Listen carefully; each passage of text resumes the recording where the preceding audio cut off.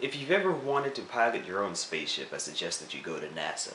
However, if you can't do that, I have an even better alternative for you, and I have for that in the form of a game called FTL. Stands for Faster Than Light, and is for the PC. This game is a lot of fun. It's set in space, and of course, like I said, you pilot your own spaceship, and you are for the Federation fleet, and you're fighting against the rebels, and you're trying to get to stop the flagship from destroying the Federation base. And this game is very intense, and it's going to be frustrating, but I'll show you how the game works.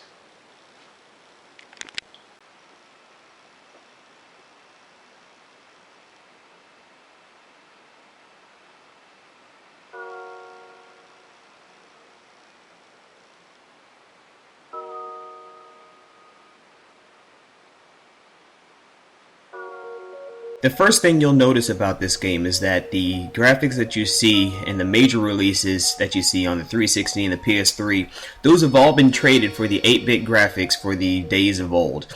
And so has the soundtrack, and that was intentional by game creator and creator of music, Ben Prunty. He said that early on he didn't want any orchestral instruments to be involved, and he thought that that would be a unique sound for this game, and he definitely succeeded in that unique venture.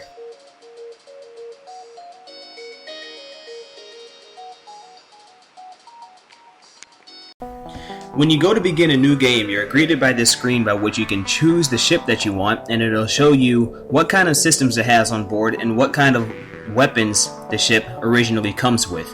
There are many different ships that you can choose, and at the beginning you're only given one, the Kestrel, but as you progress through the game you can unlock different ships, and I'm not going to tell you what they are, I'm not going to tell you how you can unlock them, but these ships are out there for you to pick.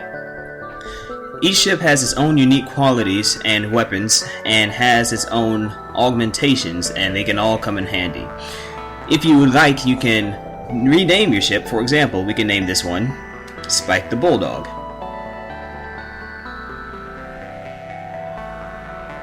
However, you don't have as many characters as you like, so we'll just leave it nameless.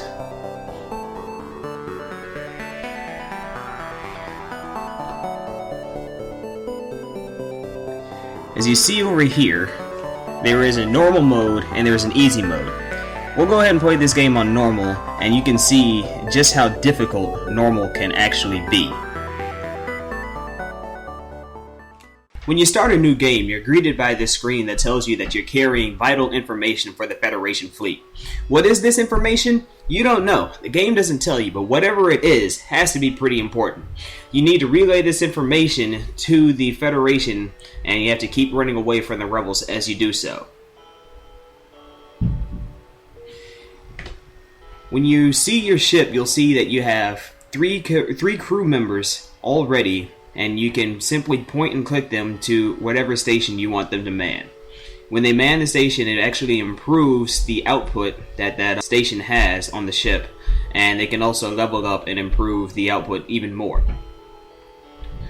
The control system is quite a lot like Command & Conquer, where you can click and drag over a group of individuals and put them wherever you want, but right now we're going to go ahead and put them back to the weaponry and the engine room. When you go to the ship screen, you see all of the upgrades that are available for your ship. You can add power bars, which will allow you to send more power output to the other stations and improve how well they perform on the ship. You can also see the crew members that you have on your ship, and also see the equipment that you have. You can switch out the different weapons on the ship, but right now we only have those two, so we're going to stick with those.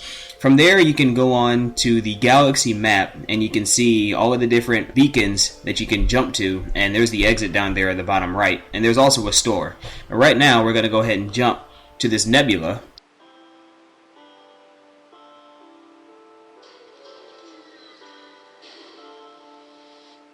Anytime that you jump to a new beacon, you're always greeted by a screen that'll give you either one of two choices, or sometimes it'll only be one choice, and you have to make a decision on what you're going to do. We're going to go ahead and take the second one, because there's no telling what might happen if you go and search for the wreckage in the nebula.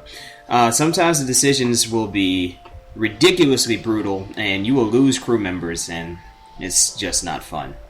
As you see, here's another beacon, only one decision there, nothing here to fight, and we're going to move onward.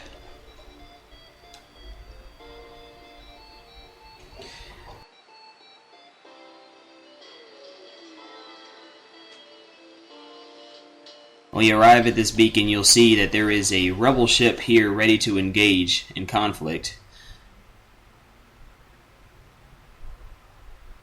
And now we have a fight on our hands.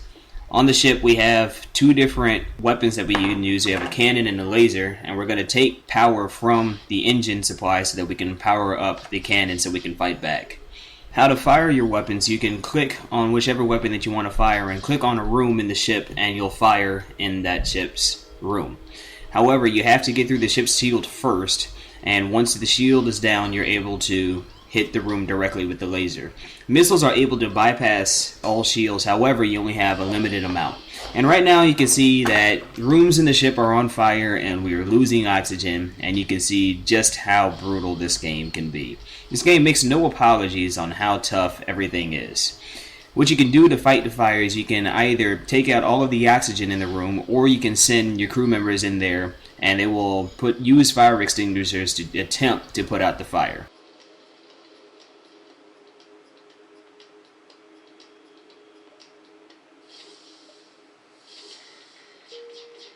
Now we're going to send one of our crew members into the oxygen room so he can fix it so that the people on the ship will not suffocate. And as he continues to fix the oxygen, you see the oxygen supply is running down and he's losing health. And now the surveillance system on the ship is down, so we can't see what's going on, and we have lost one of our crew members. And from here, this battle just continues to go downhill.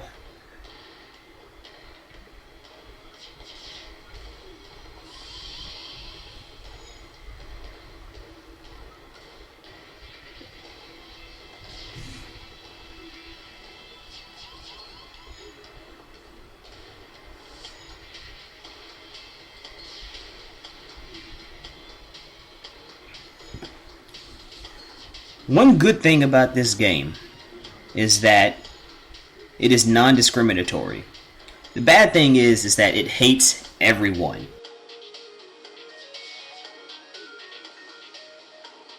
You will die numerous times. You will see your ship get torn apart in front of you by an enemy fleet. You will see your ship get destroyed by asteroids.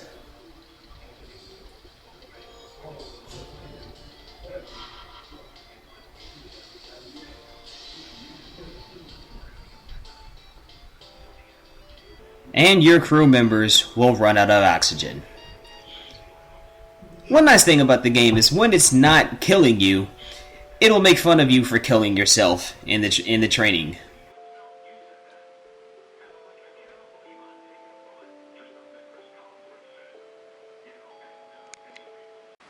In the end, what usually happens after you've played the game and died quite a few times, you'll finally accept that this game is better than you. And even still, you'll still go back to that main menu and you'll start up a new game. The thing about this game is that it's so frustrating and invites you back to continue playing even after you think that all of your hope has been crushed out of you. So in the end, this game has a really high replay value, and if you're interested, you can pick it up on the Steam network.